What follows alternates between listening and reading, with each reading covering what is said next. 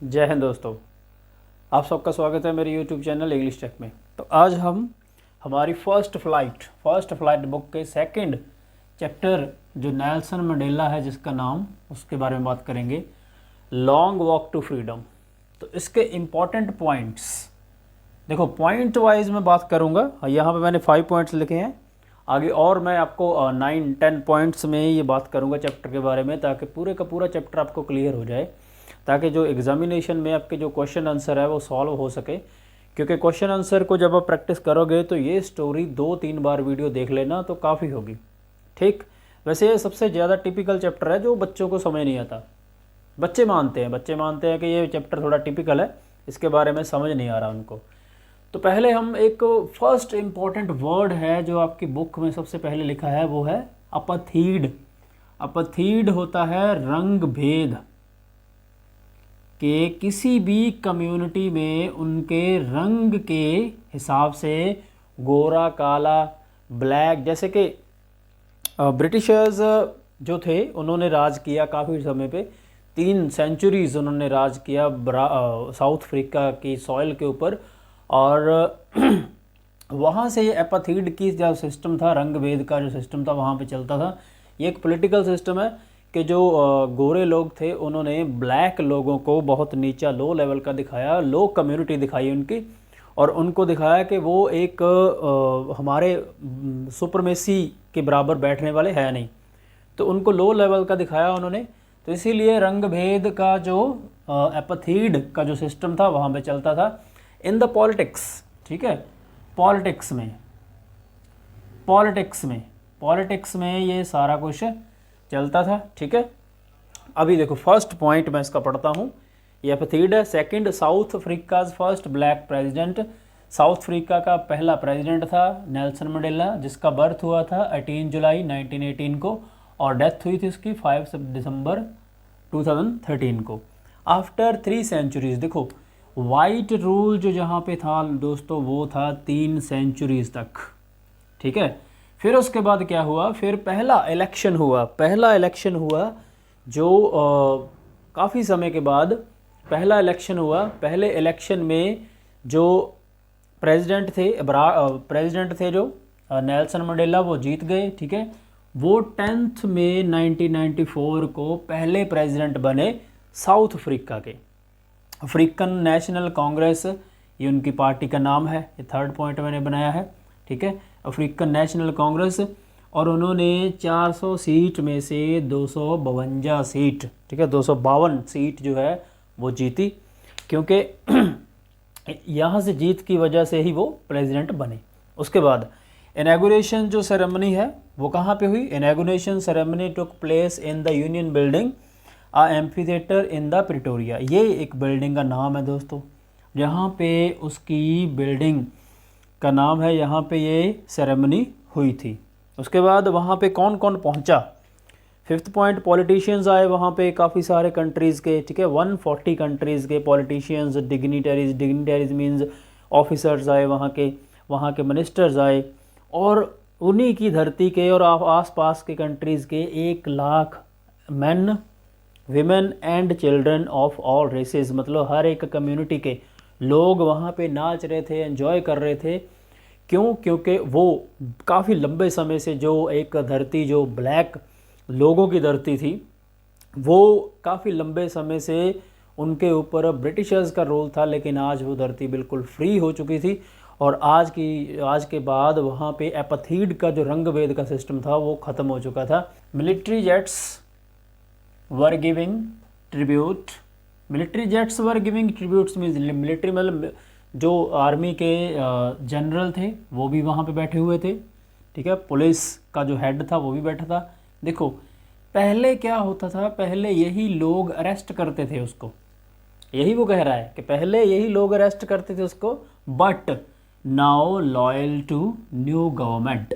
तो आज की डेट में क्या हो गया कि वो लॉयल हो चुके हैं न्यू गवर्नमेंट के। ठीक है, ये उनकी लॉयल्टी की बात की है उन्होंने, कि military jets were giving tribute, कि जो मिलिट्री जेट्स हैं वो ऊपर उड़ रहे हैं और अपने रंग के साथ, अपने कला के साथ वो साउथ अफ्रीका का जो फ्लैग है वो स्काई में, आकाश में बना रहे हैं। तो ये उनकी मिलिट्री की एक लॉयल्टी की बात हुई है। 2 नेशनल एंथम, 2 नेशनल एंथम चल रहे हैं वहाँ पे, ठीक है। वहाँ के एक वाइट लोग जो गा रहे हैं नकोसी सिकालिल अफ्रीका, और दूसरे ब्लैक लोग डाइस्टेम। मैंने प्रोनाउंसिएशन इसीलिए की है कि ताकि आपको समझना थोड़ा इजी हो जाए। तो नेक्स्ट क्या है, अफ्रीकन सॉयल। तो नेक्स्ट नेल्सन मंडेला क्या कहते हैं कि अफ्रीकन सॉयल जो है साउथ अफ्रीका एक रिच सॉयल है, रिच अमीर धरती है, उसमें काफ़ी सारे मिनरल्स हैं और उसमें जेम्स हैं, डायमंड्स मिलते हैं। बट क्या है कि जो ग्रेटेस्ट जो वेल्थ है, जो सबसे बड़ी जो वेल्थ है, सबसे बड़ी जो उसकी प्रॉपर्टी है, वो है उसके लोग, जिन्होंने इसको समझा, इस धरती की ज़रूरत को समझा और काफ़ी लंबे समय से जो संघर्ष करते आ रहे हैं, लड़ते आ रहे हैं, स्ट्रगल करते आ रहे हैं फ्रीडम के लिए, वो सबसे इम्पोर्टेंट है। ये चीज़ें इंपॉर्टेंट नहीं है, ठीक है, सॉयल इंपॉर्टेंट नहीं है। तो आओ दोस्तों देखते हैं next point, twin obligations. Obligation होती है रिस्पॉन्सिबिलिटी, रिस्पॉन्सिबिलिटी जिम्मेवारी, ठीक। तो रिस्पॉन्सिबिलिटी हमारी क्या बनती है, नेल्सन मंडेला हमें कह रहा है कि पहली ऑब्लिगेशन है हमारी हमारे पेरेंट्स के लिए, हमारी फैमिली के लिए, ठीक है, हमारी वाइफ के लिए, फिर बच्चों के लिए। और दूसरी हमारी जो ऑब्लिगेशन है वो है हमारे लोगों के लिए, जो हमारे देश के लोग हैं और हमारे देश के जो बच्चे हैं, हमारी जो कम्युनिटी है, किसी भी कम्युनिटी में हम रहते हैं, और हमारी कंट्री के लिए। तो ये सारा कुछ करना हमें चाहिए, क्योंकि देखो ये रिस्पॉन्सिबिलिटी तो निभानी वहाँ साउथ अफ्रीका में, ये बात उसने क्यों कही, क्योंकि ये रिस्पॉन्सिबिलिटी निभानी वहाँ पे थोड़ी इजी थी, और ये निभानी तो वहाँ पे बहुत मुश्किल थी। जो फ्री कंट्री है, जिनके पास इंडिपेंडेंस है, उनके लिए ये ईजी होगा। लेकिन जब आपकी कंट्री जो है किसी के अंडर है, ठीक है, कोई उसे ऑप्रेस कर रहा है, दबा रहा है, किसी के अंडर है, किसी वाइट रूल के या किसी के भी रूल के, तो ये करना बहुत मुश्किल होता है। लेकिन ये उसने किया, उसने ऑब्लिगेशन से निभाई। देन चाइल्डहुड, तो चाइल्डहुड में क्या सोचता था वो सोचता था कि I can do anything, swimming कर सकता हूँ मैं, राइड कर सकता हूँ बुल के ऊपर बैठ के, ठीक है, कैन गो एनीवेयर, कहीं पे भी जा सकता हूँ, अपने खेतों में जा सकता हूँ, यहीं पे भी घूम सकता हूँ, कैन ईट एनीथिंग, कुछ भी खा सकता हूँ मैं।